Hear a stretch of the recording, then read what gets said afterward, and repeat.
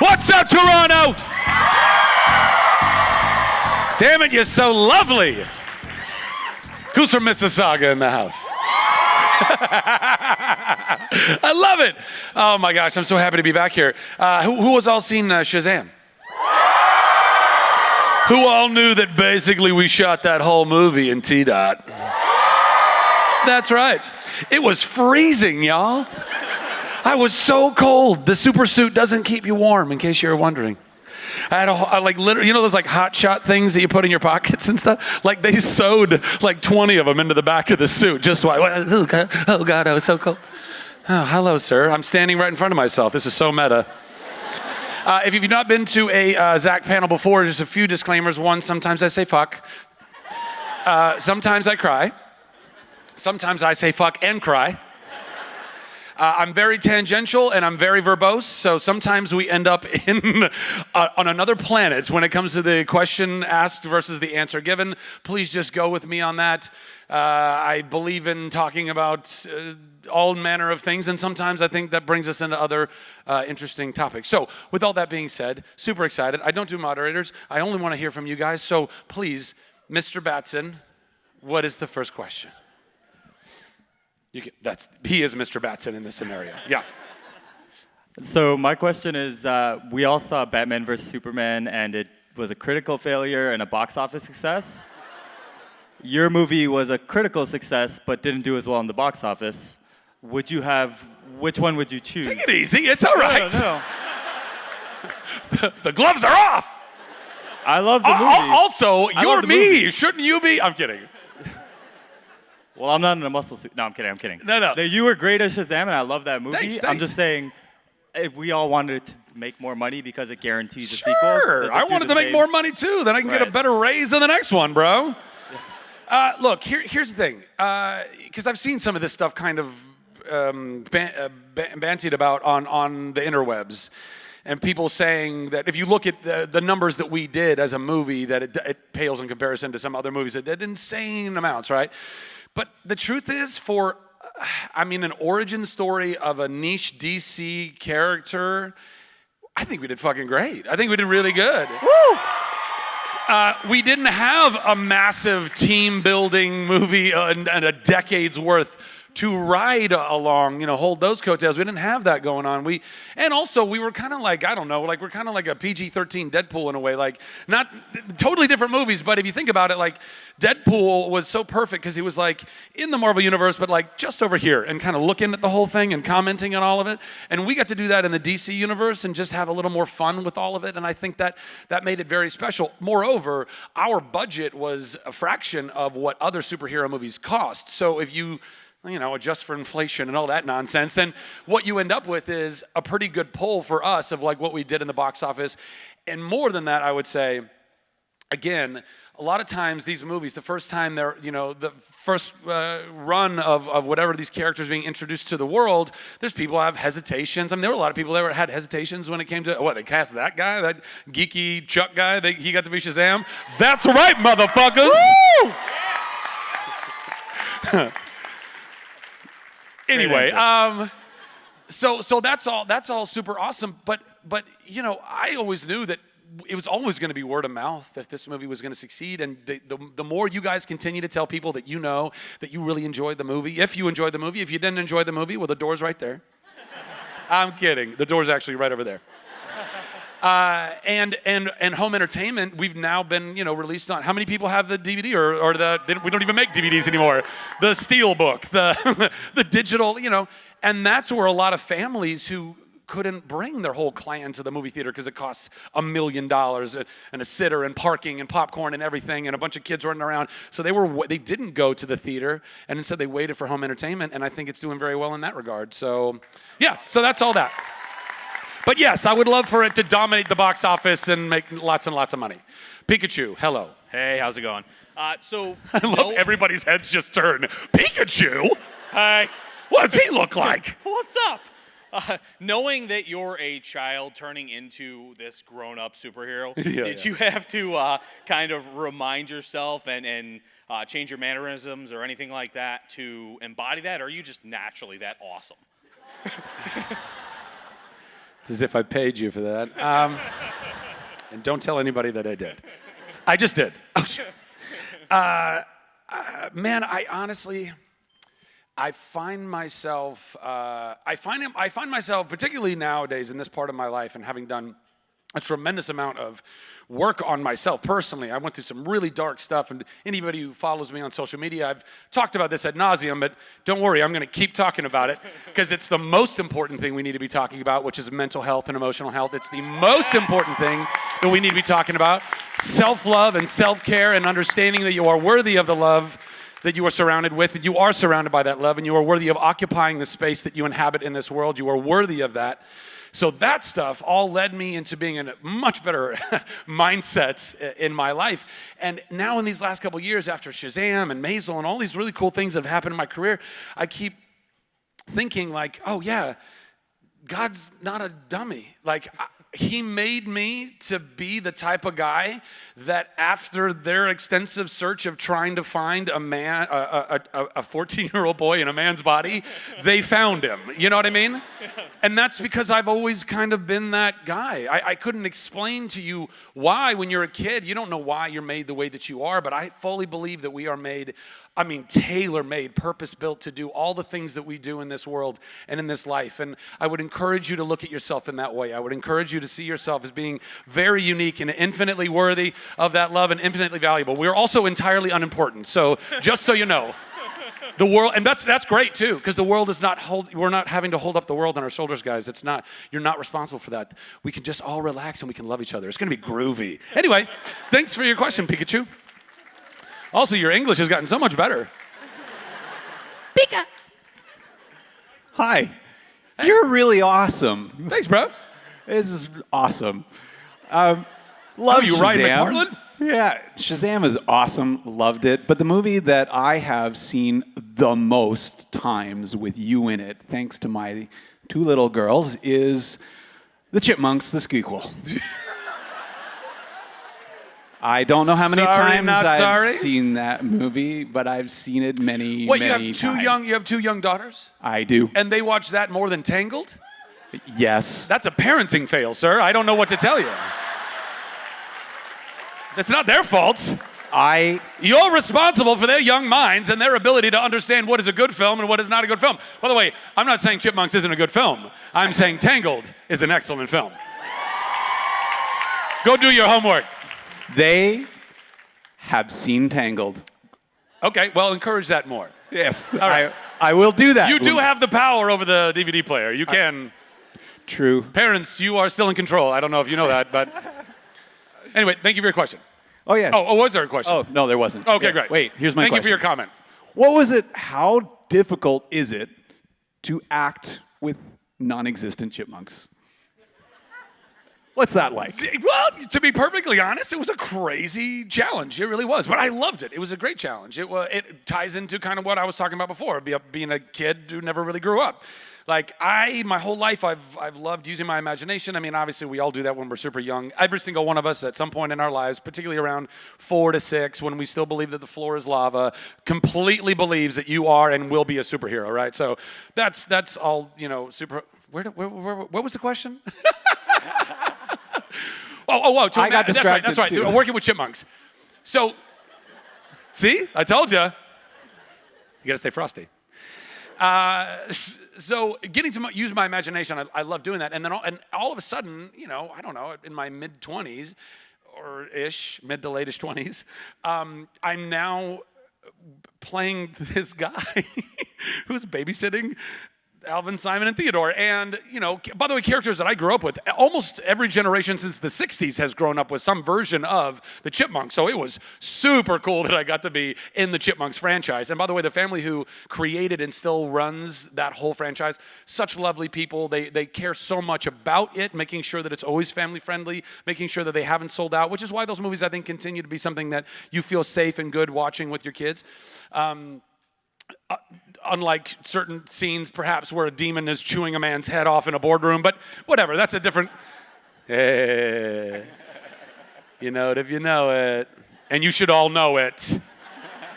Anyway, but it was a really cool exercise in imagination because spoiler alert, the chipmunks are CGI. And but it was fun because we had these, essentially our prop people who we would rehearse with what were called the Stuffies, and they were 3 stuffed animal versions of Alvin, Simon, and Theodore, and they would have them on these long, like, telescoping poles, and they would, like, stand off camera, and then they'd, like, dance them around, like, they'd be on my shoulder, they'd be on my head, and I'm like, no, and then they'd be over on the TV, and I would have to memorize their exact pattern, all 3 of them, not just one jumping around the room. I had to memorize the pattern of all 3 of these chipmunks jumping on my head, to my stomach, and honestly, it was super cool. It was like a game, and it was me getting to use my imagination and really believe that I'm talking to 3 chipmunks that also have great vocals, guys. I mean, like, really talented chipmunks, you know? So yeah, thank you. Great question. Thank you. Mm-hmm. Yeah. Go watch more Tangled. Yes, hello. Hello. Hello. Following on to Tango, I gotta say, your song, Everything I Thought I Knew, made me cry. Oh, from the series? Yes. Oh, thank you very much. I mean, thank you. Should I say thank you for that making you cry? Yes, thank you very much. Yeah, you have a beautiful singing voice. I was just wondering if you were ever going to go back onto the Broadway circuit. Onto the Broadway. Does anybody here get a chance to see First Date, the Broadway show? You actually saw it? Oh, wow, you're great. We'll talk later. That was the first Broadway show I did. It was for about 6 months. It was an original romantic comedy musical that there was never like a proper recording of. So if you try to find it now, you can only really listen to the soundtrack or some like janky bootleg. It's kind of amazing. There's one video on YouTube where somebody went in, I mean, clearly, clandestine, because you're not supposed to record live theater, but they loved the show so much they wanted to, so you could see their camera position. They're like way, way, way up, and then like the highest balcony over in the corner where hopefully nobody's going to see them, and nobody did. Probably nobody cared, I don't know, but you see the footage, and it's like, it's way, way, way up, but they're like holding it, and you're seeing the scene, and the whole opening happens, and the end of the first number happens, and you start hearing applause, and then the camera goes down, and then you hear the applause of the person who, I'm like, first of all, you're such a sweetheart that but you are illegally recording, like at least commit to illegal recording it. And they miss like whole chunks of the whole show. It's like, oh, but you're such a sweetheart. Anyway, and then did anybody see She Loves Me on Broadway? A few more people. Thank you, theater folk, I appreciate you. So both of those were incredible experiences, but I have every intention of doing theater for the rest of my life. I think it's one of the most incredible experiences, and it's where I started. It's where all of acting and really kind of, entertaining comes from and is rooted in and should always be, I believe. If I do the next Broadway show I would like to do something that's more of actual a play and not a musical, so either like a straight comedy or a straight drama, because when you do musicals, like you're trying to make sure that you don't lose your voice all the time is a nerve-wracking, anxiety-producing experience. And I would rather not do that for, 6 months. Yeah. I think you'd be good in The Importance of Being Earnest. What's that? Oh, The Importance of Being Earnest? Mm-hmm. I'll think about that. Yeah. Yeah, totally. Thank you. Appreciate that. Thank you. Hello. Another Shazam. Hello, sir. Hi. So Hi. I was wondering what was the funniest behind-the-scenes moment on Shazam? Oh, man. Probably when I pooped in my suit. I'm kidding. I didn't poop in my suit.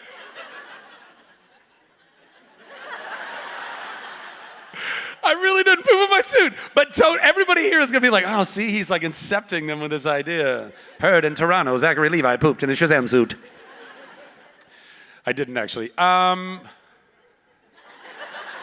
The funniest thing that happened, I don't know. I mean, the whole thing was a really enjoyable experience. I think I think just the funniest stuff was just getting to be silly, like getting to be a kid again. We forget how to do that, right? You start becoming an adult and all your responsibilities start stacking up on your shoulders and you're like, oh my God, there's so much, all these that I am responsible for, I need to take care of. And by the way, we do, I'm not saying we don't have responsibilities when we grow up. We do have responsibilities and it's good of us and integrous of us to take care of those things. But let's not forget how to be silly while we're doing that. When we forget how to be silly, everything gets super serious and I think that starts making it more difficult for us to see each other and see ourselves because we just see harsh angles and you don't see the child in other people. And the brighter you can kind of keep your child and healthier inside of you. I know this is like psychology, like inner child talk, but it's the most important stuff, so we're going to talk about it. And feeding that and keeping that healthy, and then, that's like watching Jack and Asher and Faith and Giovanna, all the kids running around just being silly, smacking each other in the face, and I was like, yeah, see? They have no responsibilities. That's how it works. And that to me was that was the funniest for me, just getting to be funny, just getting to be fun. Yeah. Thanks. Thank you. Yeah. Hi. Hi. Hi. I'm really quiet. You are adorable, by the way. Well, bless your heart. I do my best. 10 out of 10. 10 out of 10 recommend. Oh my God, I'm gonna forget my question. Okay, my question. It's okay. I forget my answers mid-answer, so. It's like a squirrel habit I've noticed. Squirrel. A little bit. Well, you'll be my friend. Yes. Okay, so it's involving Tangled, Okay. since you love Tangled so Cool. much. Cool. Okay, first thing, since Disney's doing a lot of live actions, if they did a live action Tangled, would you want to be Flynn Rider? Of course. Well, look. Yes, but no. Just like letting air out of a balloon. What do you mean? What I mean is, I don't let anybody do Flynn's voice other than me. No, every single time it doesn't matter what it is. It's like Disney on Ice needs like one more line. I'm like, that's me, I got it. What is it, $5? I'm in, let's go. I'm Flynn Rider, don't fuck with me, let's go. Because honestly, it pissed me off to holy heaven when we were kids growing up and like Disney Channel had the Aladdin cartoon and like the series, and when it first came out, you're like, yeah, we get more of like Robin Williams and all these guys, and then the animated series comes up and it's like totally different people, and you're a kid and you're like, what do you think, I'm an idiot? I can't tell the difference? We can all tell the difference. I was so angry about that, so I was like, no, I'm gonna be Flynn all the time. But in a live action version of Tangled, Rapunzel's 18. She just turns 8. I mean, you do the math. You do the math. Crystalia fans in it, you do the math. Anyway, yeah, all right. So that, I think that pretty much, yeah. And also, I think they could find some really great ciphers for Mandy and I. Actually, Mandy looks young enough. She could keep doing it forever. This silver is just it's coming in real thick. You know what I mean? I don't know how much longer I can dye that. It's just, it ain't gonna happen. So They'd have to do like that crazy, like that crazy CGI stuff that I'm doing to make everybody look like super young, which looks real, but then we all know it's not real, so it makes it look like. It's like the first time Westworld failed, because it was too real fake. That's what it looks like right now. It's like, oh God, I don't know what to do. Anyway, I think that answered your question. I had a second part. So since we're not going to there's see a second it now, part. Oh, jeez since Louise. we're not going to see you in a live action, could you at least show us what your smolder would look like? Woo!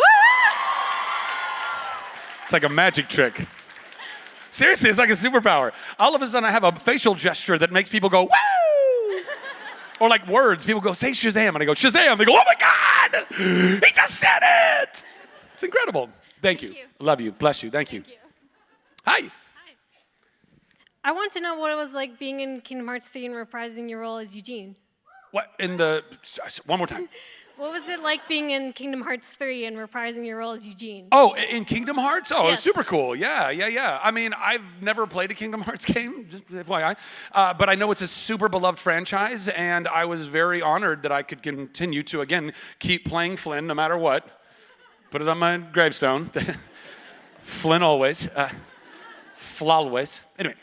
So no, it was very, very cool. And I'm really glad that the game came out well. Everybody that I've seen on social media who's been stoked about, particularly that stuff, the Rapunzel and Flynn stuff. So yeah, very cool. Yeah, cheers. Hi. Hello. Okay, so I'm gonna follow the Tangled train. You can say. Wow, there's a lot of Tangled. Yeah.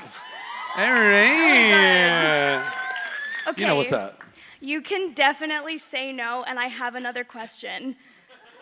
But hold on. Well, now I have to hear it. Okay. Can I sing with you? Can you what? Can I sing with you? What do you want to sing? I see the light from Tangled. I'm studying music at university right now. I'll be the judge of that. Well, I forget the lyrics sometimes. And at last I see the light, and it's like the fog is lifted. and at last I see the light, and it's like the sky is new, and it's warm and real and bright, and the world has somehow shifted. Oh, that's good. Well done. Well done. You're welcome. I never do that, by the way. I suddenly felt the entire city of Toronto go, please, Zach, do it for the young girl. And you did. I could feel it in your hearts. It was great. Hi. Hi. Hi. What happened to your leg, bud? I was playing soccer. And Soccer, I yeah, fell. man. Battle wounds. All right. You got a lot of good signatures on that thing too. I was so unpopular in school. I had a wrist. Good night, everybody.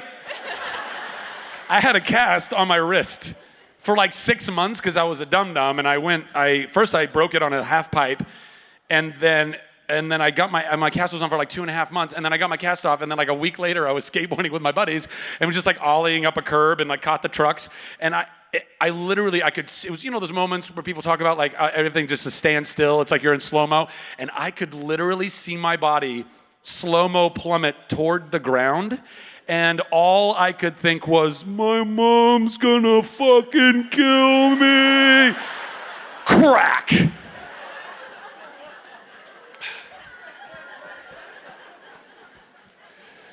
Anyway, I didn't have that many signatures on my cast. You're doing pretty good, bud. What's your question? I just forgot. It's okay. I do that all the time. Why did they choose you to play the role of Shazam? Why did they choose me to play the role of Shazam? I mean, bud, how deep? I mean, like, yeah, let's get into it. I mean, honestly, like, sometimes I have no idea. Well, actually, you know what? This is a good way to answer this, I think. So just to give you guys a little bit of a story, again, a story I've told before when I was doing the press tour for Shazam, but for the uninitiated, and to answer your question, I didn't think that I was worthy of or right to play Shazam. I knew I had an audition slip 2 months before I got the job. My agency sent me an audition slip saying, hey, we got you an audition for the role of Shazam in the movie Shazam. Now, at that point, I knew that The Rock had already been connected to playing Black Adam, and I also knew at least enough about that world to know that Black Adam and Captain Marvel Shazam are essentially like doppelgangers. They look exactly the same, just like a slightly different barber and a slightly different stylist. One's black, one's red. Anyway, so I looked at this email, and I was like, wait, why are they seeing me to play The Rock's twin? That doesn't make any sense. And so I emailed back and I said, aren't they looking for like super jacked or super famous people?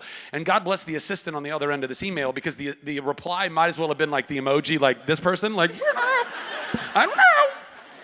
And I was like, well, then I feel like I'd be wasting everybody's time, and I politely passed on the audition. 2 months later, after going to this totally incredible life-saving therapy and literally learning how to love myself for the first time, on the heels of that, I literally have a breakthrough, and that day I get an email from my agency saying, hey, there's an audition for a supporting character in the movie Shazam. Would you want to put yourself on tape for that? I was like, one scene, super quick, super easy, totally in my wheelhouse. I was like, I can totally do this.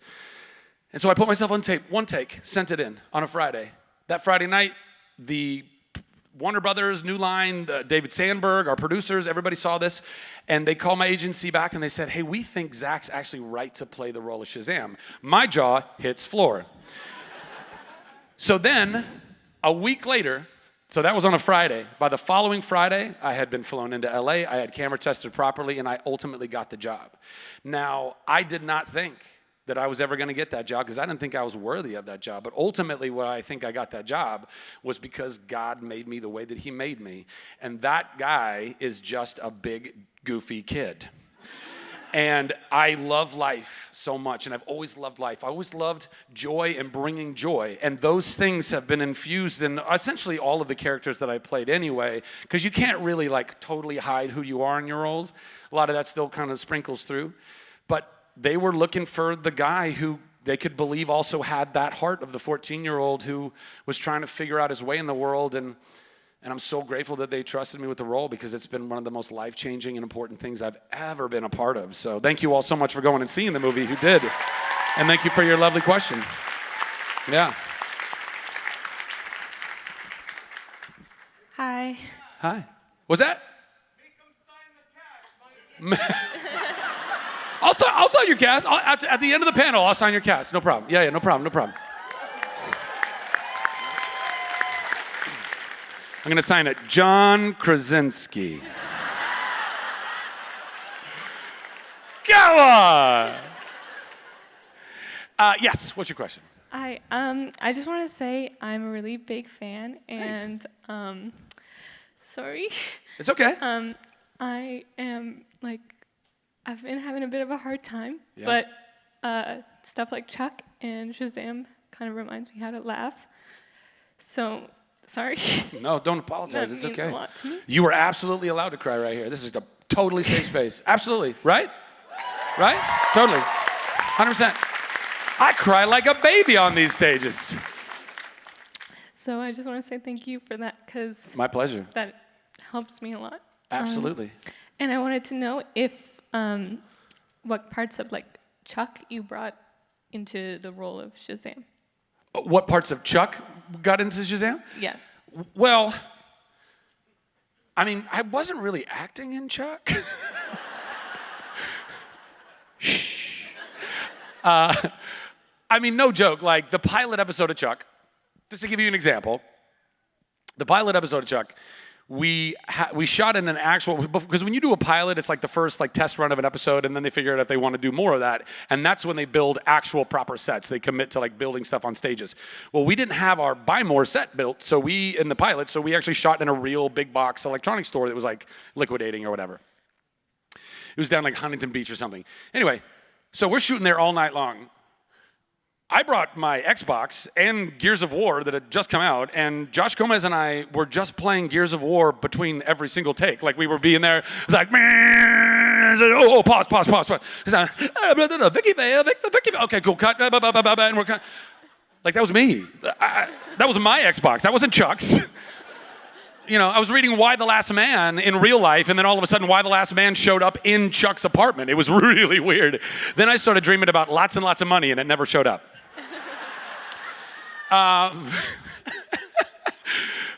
So anyway, I say all that to say, so if Chuck was basically me, then a lot of Chuck is in Shazam, right? But ultimately, they are very different people, and they're going through different things. But they also are very similar. They both have big hearts, and they care about their family, and they want to find their family, and they want to protect other people, and they want to do the right thing. I love characters like that. I also like playing crazy weirdo bad guys. Anybody see Office Uprising by chance? This crazy little Sony Crackle thing we did. It's a really interesting little movie. Honestly, I think it's kind of worth a watch, but I don't know, it was a super crazy, weird, very little of me is in that character. But I hope that what I share the most with Shazam and Chuck and all that is just having a big heart, just wanting to love people and help people. And so there's probably a lot of me in Chuck in Shazam, right? Okay, cool, yeah. Thank you. Thank you. And by the way, just really quickly, if you don't mind, are you going through some anxiety in your life right now? Are you going through some stress? I have PTSD. PTSD, yeah. If you don't mind, by just a show of hands, is there anybody else in the room that suffers from any kind of PTSD at all? any kind of trauma. By the way, every hand should be up with trauma because we've all actually, no joke, this is what psychology tells us. Every single one of us has experienced trauma in our life. And it doesn't need to be the PTSD that we all think it is, like bombs going off and losing, comrades on the battlefield. That's one type of PTSD. But PTSD stands for post-traumatic stress disorder. Thank you. So the stress that you were feeling post-trauma, and we have all gone through trauma. It's really, really interesting stuff and stuff worthy of going and checking out in your life. Show of hands, how many people in here deal with anxiety on a yeah, right? Look around. How many people deal with stress on a regular? Every hand should be in the air. Unless you're super zen, which I'm going for, guys. Let's do it. I do all that so that you and all of us can see that this is everyone's issue. We are all in this together. Every one of us are in this together. You are not alone. You are not alone. Okay? Okay. Absolutely. Yeah. Go love yourself. Go love yourself. Go love yourself. Go love yourself. You're worthy of it. Hi. Hey, Captain Sparkle Fingers. What's up? Not much. Isn't that a great nickname, by the way? Fuck. Amazing. I love it so much. Okay, so Still, the big red cheese is my favorite, but. First, quickly, as I was in the line, my mom texted me saying that you'd be great at stand-up comedy. She's over there. She just wanted to let you know. Hey, what's with the cabbies and the BO, right? How long are these shifts? Is this a little Jerry Seinfeld for you? I'm gonna start pulling out props and do a Carrot Top impersonation. Anyway, thank you, I appreciate that. So, my question to you, well, I guess you kind of answered it a bit in the last one. I was gonna ask you if you play any video games based off of your scene in Shazam with Freddy, my apologies, playing MK. So I wanted to know, like, what do you play, and if you play MK, who do you main? When you say MK, you're talking about Mortal Kombat? Yeah. Right, okay. The only MK, I suppose. I just wasn't exactly sure what you were saying. I was like, oh, MK, okay. Well, I was a big MK fan and player, like MK1-2, like that kind of world. And I don't know, I was a big Sub-Zero guy, quite like Sub-Zero. Because everybody else wanted to be Scorpion because he was getting over here all the time. And I was like, enough. I'm going to freeze dudes and then uppercut their heads off. Fatality. But I don't really play a lot of I was like, I probably, with the amount of quarters that I put in, I was gonna say I don't really play fighting games so much now because they've gotten so technical and like all of the button mashing wizardry that goes on, and I have no talent for that whatsoever. But fighting games when I was growing up, I mean, you probably could have mortgaged a home with the amount of quarters I put into Street Fighter 2. I'm not even kidding. Like arcade, like early 90s, like before home entertainment even got, like we always had home entertainment games, that was great too, but I mean, gosh dang it, I can't even tell you how many. And then I had Street Fighter 2 on my Nintendo, or on my Super Nintendo and on my Sega Genesis, because there was a difference. And you had to have it. So lots of that when I was younger, but nowadays, I don't know, like I really love more immersive. I just think that, the worlds that we can build now are so incredible. I think, as far as like, I'm more of a first-person shooter or adventure game type of, action-adventure type of person. So, like, I loved Red Dead Redemption, the first one. I tried to get into the second one. I was disappointed in that it was supposed to be this ultra-realistic type of take right on the West. And I was like, cool, let's get into it. And then I'd be in a town, and some bandit would like get upset with me that I'm walking too close, and he would draw on me and start shooting at me. And I'm like, okay, cool, I can stand my ground, right? This is the old West. So I pull on the dude and kill the dude, and then all of a sudden it's like, warrant for your arrest. I'm like, but he started it. What the fuck? I was apoplectic, because also, isn't that a great word? Especially saying it when you are it. I was apoplectic. But it drove me out of my mind. I couldn't take it. I'm always. Did anybody ever play Fable? Yeah. Oh man, how great was Fable? I loved it so much. It was like the adult Zelda. It was like it was so much fun. But in Fable, and kind of like Red Dead and a lot of the games now where you can kind of choose, to be good or bad or whatever it is, like I'm like white hat. I want to get to the end and have like perfect 100% completion, found all the treasures, did all the things, and was 100% good guy. I restarted Fable probably 3 different times because I accidentally did something bad, and I was like, God damn it, off. And I had to restart a mission because you don't know. And the same thing happened with Red Dead. I was like, I'm slowly becoming an outlaw just by protecting myself. I'm done with you. Yeah. Borderlands. Any Borderlands fans out there? Yes! I cannot wait for Borderlands 3. Woo! I have played all the other Borderlands, all the extensions that were so much fun too. I think that's such a great world. I would love to actually make a movie. I want to do like the Borderlands movie or series or something. I think that would be really, really fun. I fully support. I'll Thank start a you. petition. 10 out of 10 recommend. Yeah. And then, but then beyond that, and I played a lot of Destiny 1 and 2. I liked Destiny, but then ultimately felt like I was just grinding and doing the same stuff, which can be fun if you're just like hanging out with your buddies online for a little bit. But the way they build them, they're all like crack cocaine. Like you get into one thing and then you gotta, not that I've ever done crack cocaine. I'm saying they're very addictive. They work on your dopamine levels. It's all documented. Anyway, but then you like get into a raid and you're like, well, I'm in the raid now. Like I can't not be in the raid. Everybody's in the raid. And I might get a drop for some legendary crap. Who cares? But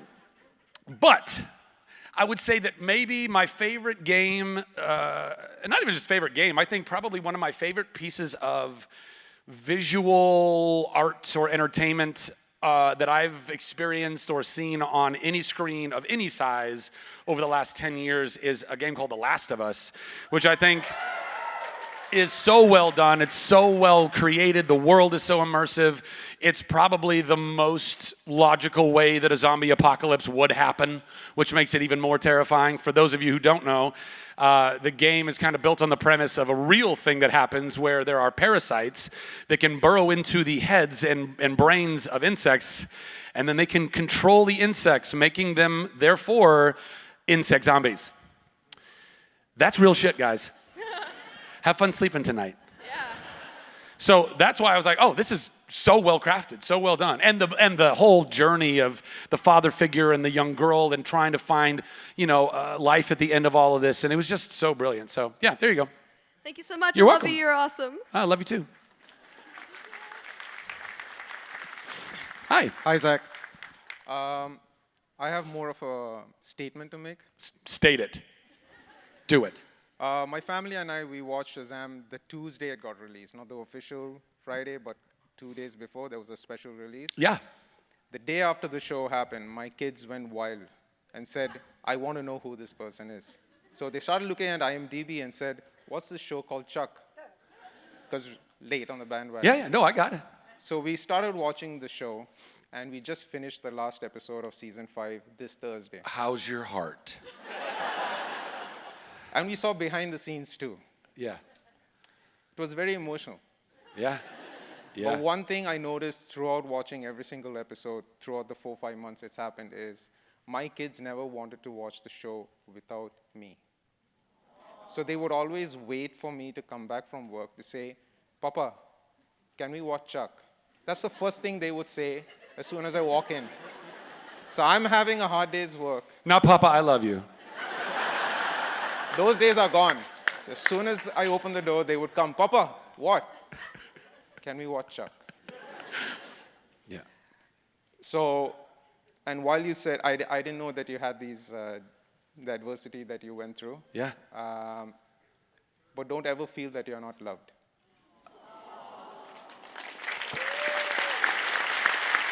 We all love you. Don't ever feel that.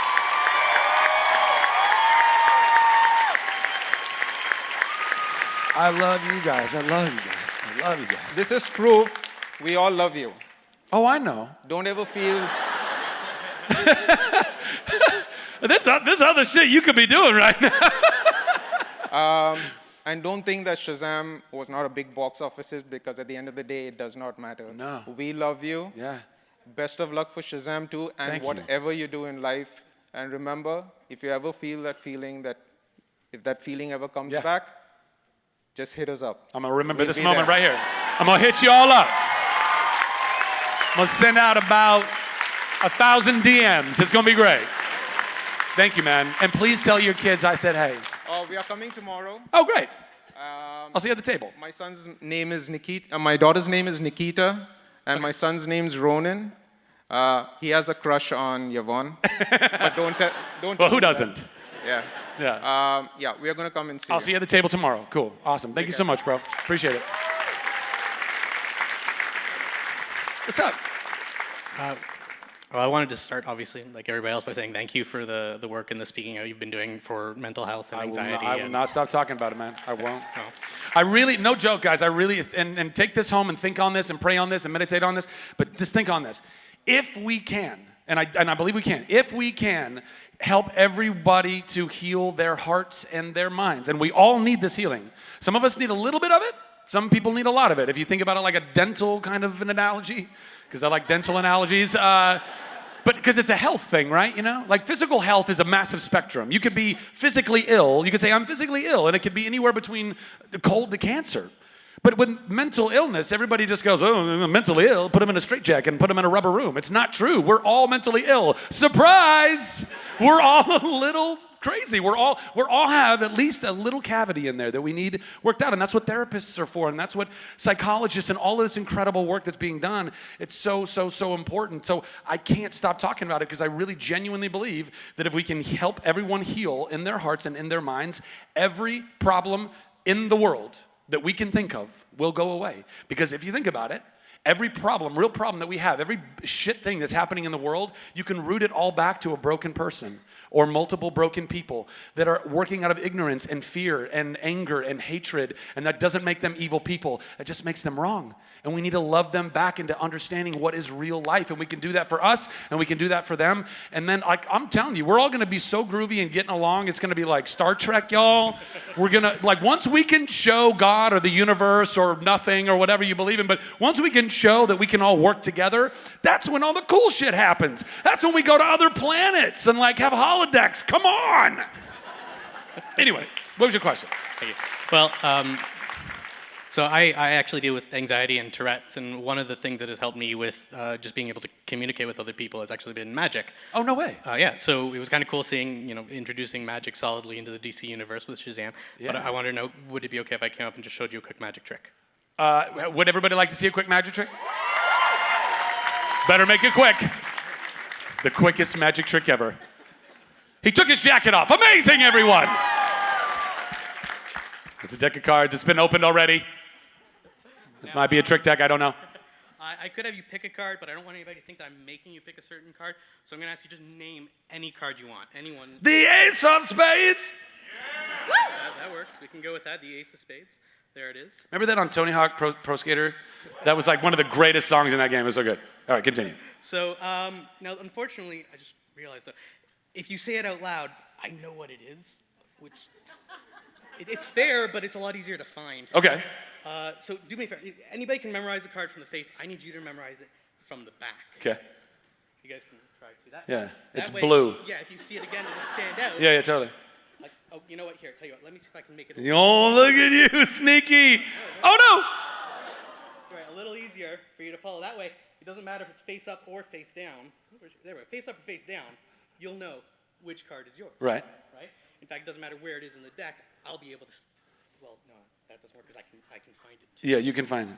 Okay, so we'll leave it blue. He just flicked it. See that? He just. You can't really see. We're doing up close on a stage. It doesn't really work that way. Try and saw me in half. Watch. I'll tell you what. Let's change the entire deck. Oh wow! Look at that. That way. Oh no, yours is still blue. Yeah, mine's still blue. No, that's okay. We'll change it red. Change as it back well. to red. And look, I still found his card. Oh, well done. Let's give this man a round of applause. Well done. Well done. Don't forget your jacket. Don't forget your card box. There you go. No. That was your quickest trick, huh? Unbelievable. What's your question? Hello. Sorry, I'm super Hi. nervous. I just also wanted to thank you for being so open about your mental health. It's Absolutely. meant a lot to me. Yeah. I feel like we share a lot in common. I'm a really peppy, bubbly person. Are I ya? feel like you've got like such an awesome superpower in your life. So I just wanted to say that. Now, how do you channel that when times are tough? How do you bring out that like inner happy person or inner Shazam, whatever it is? I mean, ultimately, I think that I don't think it's a matter of trying to project and energy into a lack of it. Meaning, I don't think that it's a matter of like, I'm feeling down, so I'm gonna go and, pull myself up by the bootstraps and go make myself feel good. I think I used to do that, and that's not good, as I came to find out. I wasn't processing a lot of the things that I needed to process. It's important that we sit sometimes in sadness. I'm not saying we need to be like, so happy all the time, although I would love for that to be the world that we live in, because I'm like, I don't know if any of you guys know about the Enneagram, but it's something I firmly believe in, and I'm what's a 7 in the Enneagram, which is all about like, yeah, it's all like joy and fun and all that stuff, but that's also me trying to avoid it processing my pain. That's me doing that, which is the subconscious and the ego, that we just need to let that die, So I think what's important is not going and trying to be specifically happy, but looking at why you are feeling sad. And when you allow yourself that time and that space, and you tell other people to help you in that space and allow you in that time and space, then you can properly process and metabolize the thing that is, let's say, putting your spirit or your demeanor or your mind or your heart in a place where you are not able to access that joy or that peace. And process that, do what you need to do. Therapy, guys, I can't recommend enough. If you've never gone, please go. It's just getting stuff out. Our minds and hearts are full of so much nonsense in this world. You turn on the news and you're just getting programmed with a bunch of nonsense. And I'm not trying to knock on all of the people that are genuinely trying to be good journalists or whatever out there, but I don't really need to say much for you guys to know what I'm talking about. It's a really weird world right now. And so much of it is this, because we're also, guess what? We're also here all the time. It's like the greatest Swiss Army knife that's ever been created in the history of mankind, while simultaneously also being the deepest narcissist pool that we've ever fallen into.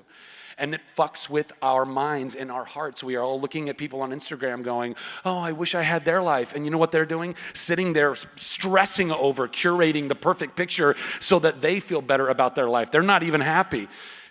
This is stuff we have got to remind ourselves of. Sorry, anyway, so process.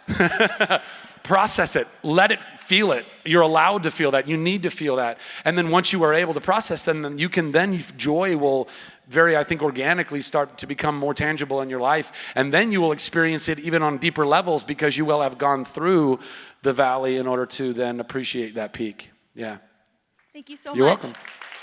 10 more minutes. You know me, that means 20. I'm kidding. I'm really not kidding.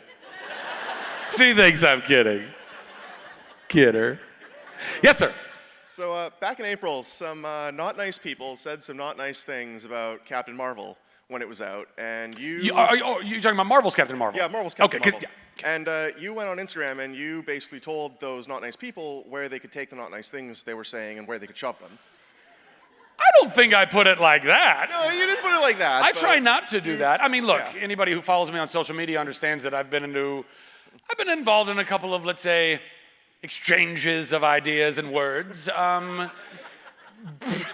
I try to be, I think I'm being, and I definitely reflect on a lot of stuff too. But I think I'm trying to be as fair as I can in the things that I'm saying, and trying to say them in ways that are more encouraging a group of people to behave in a better way, as opposed to condemning them for behaving in the way that I don't think is the better way. And I think that's a big, huge difference, and one we all need to start practicing with ourselves and others even more. Shame brings no one closer to truth. Love brings people closer to truth. And so when we engage, if you can engage someone who may be saying really horrible, shitty stuff, they might be saying really horrible, shitty stuff about you and your family or people that you love very dearly. Guess what?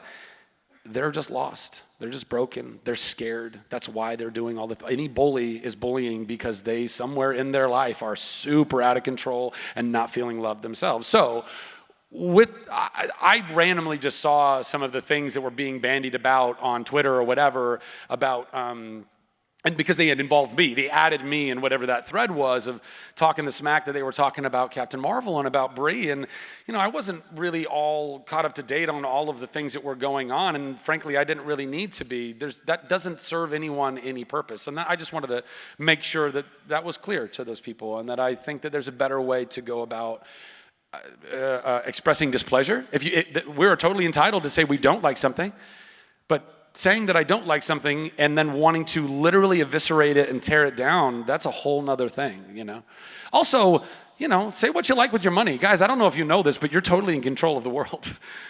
You are. You are the producers of all of the entertainment and all of the content. Don't ever forget that.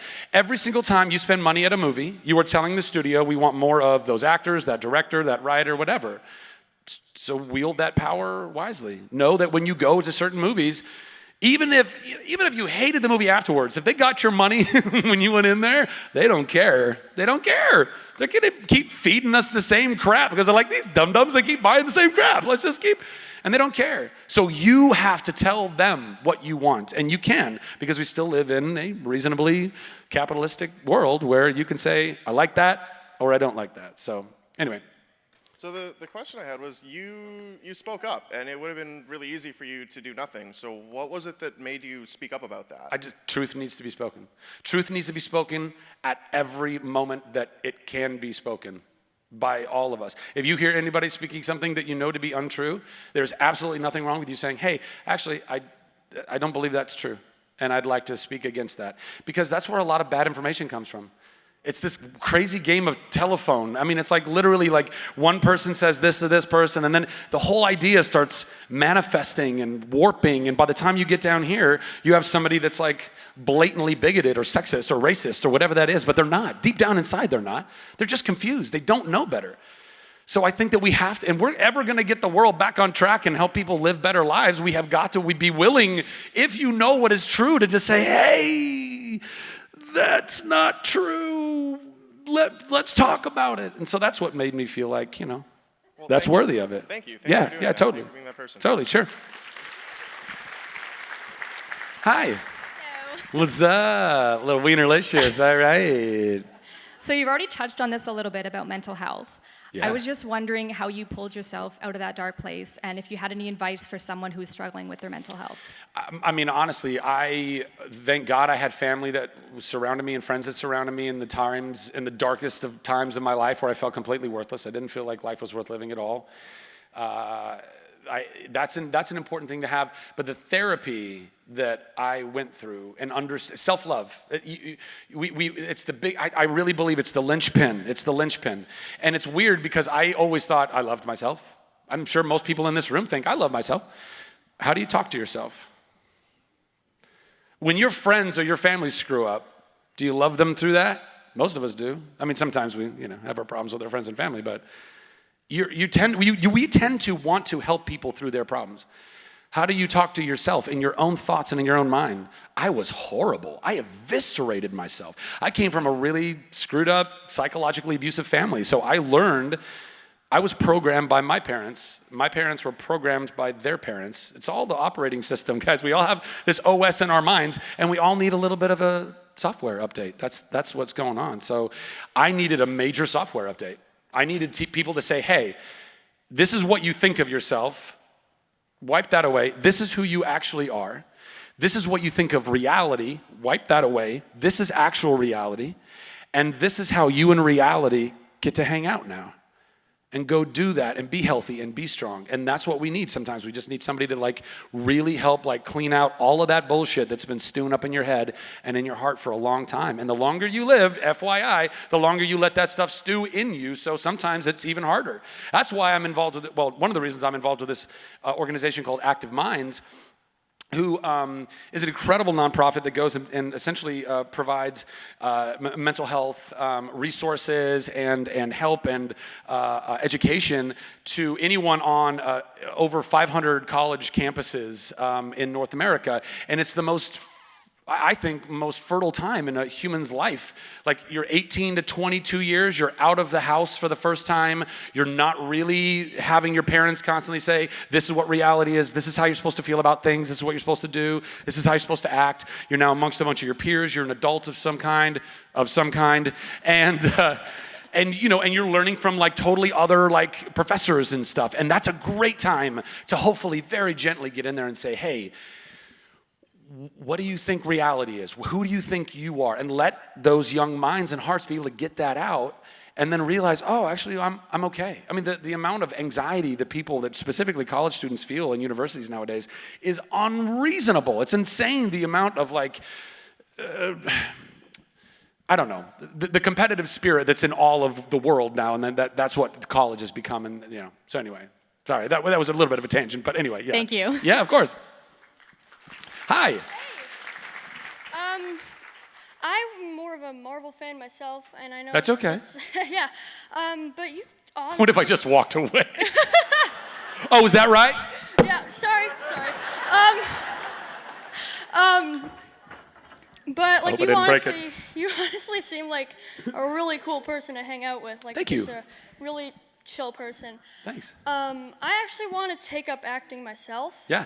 I've started, I guess, but I just kind of. What are you doing? I did one commercial. I just did one commercial. No. That's amazing. How old are you? 12. Well, you're well ahead of a lot of other 12-year-olds. I'm trying my best. Yeah. Well, I would say this. Do you do any theater? Well, I'm trying to get into a theater high school. Okay. Yeah. Go do that. Go do theater all day, every day. Go eat it up and drink it up and sleep it up and crap it out. Do all the things you need to do. Because that is literally the building blocks and the foundation of what it means to be an actor. And you'll learn and grow so much in that. That's awesome. Yeah. And secondly, I am a huge fan of Jack Dylan Grazer. What was it like to work with him? Oh, Jack's awesome. So was Asher. So were all the kids. I mean, weren't the kids incredible in Shazam? Weren't they so talented?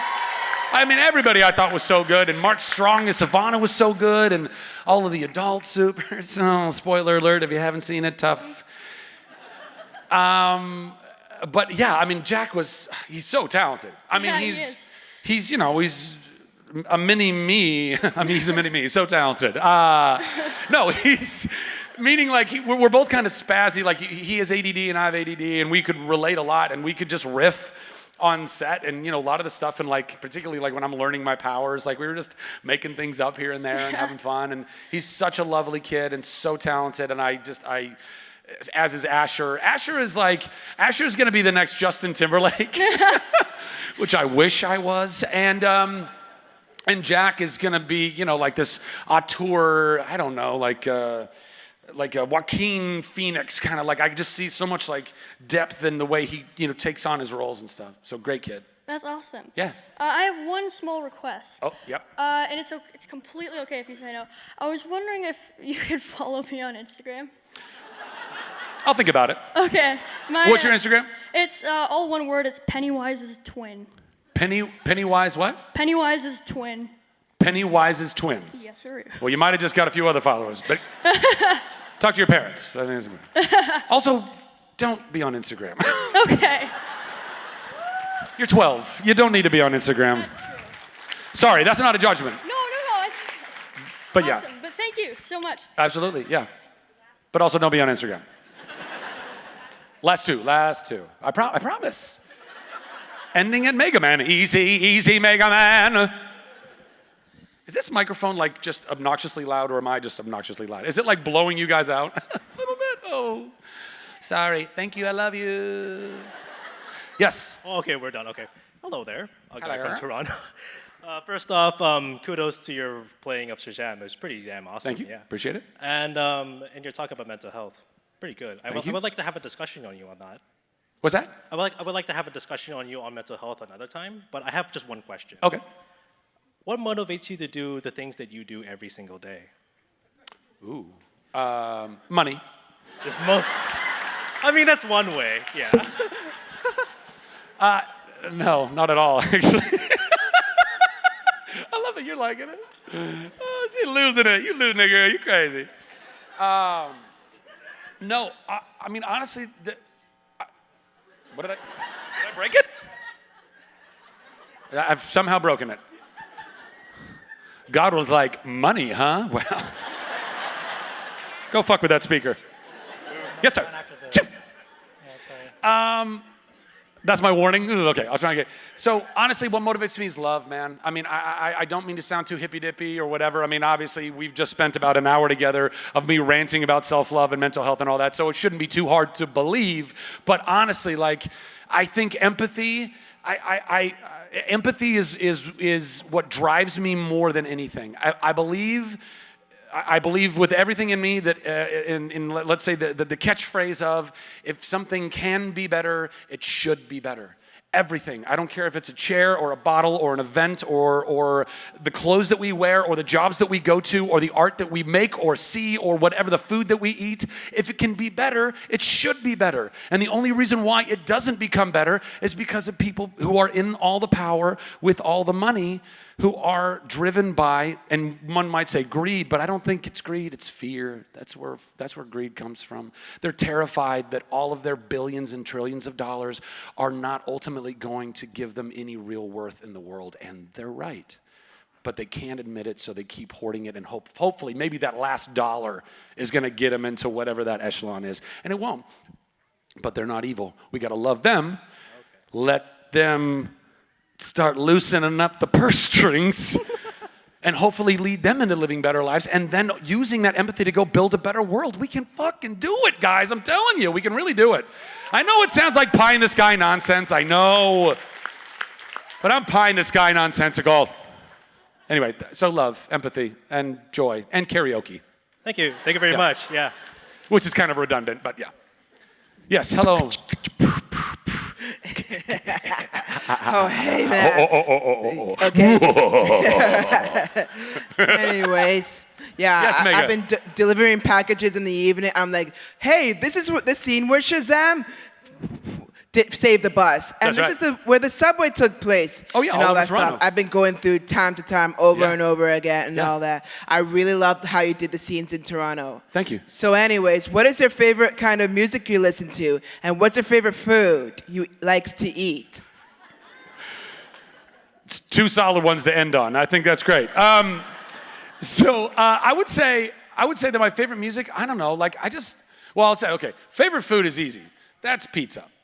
I love pizza. If I could eat pizza and it every meal, every day, good, thin, New York crust. By the way, pepperoni and pineapple is the best. I don't know if anybody here. I know a lot of people are like pineapple. No, you're missing out on life, y'all. Not ham. I'm not talking about that Hawaiian variant. No. I'm talking about pepperoni and pineapple. It will change your life. Check into it. So if I could eat that every single day and not die of a massive heart attack, then I would probably do that. And it was giving me all the sustenance and everything I needed. Second to that would probably be sushi. Love me some sushi. Salmon sashimi, just the fish, just a little soy. Anywho, I would say those are some of my favorite foods. But my favorite music is excellent music. That's what my favorite. It's the same answer for my favorite TV series or movies or anything else. And just really quickly, because I think this is a good thing to end on, but if you don't believe me, go look at all of the greatest things that have all been, by the way, kind of very, by predominantly people say this is an excellent thing. And everyone likes it, not necessarily because it's something you can relate to. Even I'm coming up. I promise that you can even relate to. Anybody watch The Marvelous Mrs. Maisel? Yeah. Yeah. If you haven't seen it, please do check it out. I'm telling you, it's so good. It's so cool. What's that? Team Benjamin. God bless you. Love you. So anyway, but the point behind this, and not many of you have seen this, but go watch it and you'll understand. The Marvelous Mrs. Maisel, on paper, is the most niche premise for a show you've ever heard of. It's a young Jewish divorcee in late 1950s New York who's stumbling into and becoming a stand-up comic. Also, it's riddled with Yiddish. It is... Again, you'd look at it and go, oh, New York, East Coast Jews who grew up in these types of times, this is relatable to them. No, it's relatable to everyone because it's not about the Jewish family on the Upper West Side. It's about an excellent show. The direction, the writing, the art department, the acting, everything is excellent. I went to China to go promote Shazam, and they were very excited about Shazam. You know what the second thing they wanted to talk to me about was? Not Fandral, not Chuck, not Tangled. They wanted to talk about The Marvelous Mrs. Maisel. And I was like, and it's a big hit in China. And I was like, this is amazing. And by the way, in the perfect evidence to say, it doesn't need, we don't need to be writing things. Well, make sure that people understand and there's a way in for it. No, we all just want things that are great, right? Don't we just want excellent stuff, excellent food, excellent homes, excellent education? You guys have a lot of things kind of figured out in Canada that we're working on it. Anyway, but the point is, so my favorite kind of music is excellent music, and that can be found from hip hop and R&B to country to anything in between. I just find some genres have a little less excellence typically than others because they're flooded with less excellent things, unfortunately. Yeah. Thank you. Awesome. Thank you very much. I love the monster. Toronto, I love you guys. Thank you so much for being with me. I love you. Go love yourself. You're worthy of love. You're worthy of yourself. You're worthy of that love. You're worthy of occupying the space you inhabit. Okay, bye.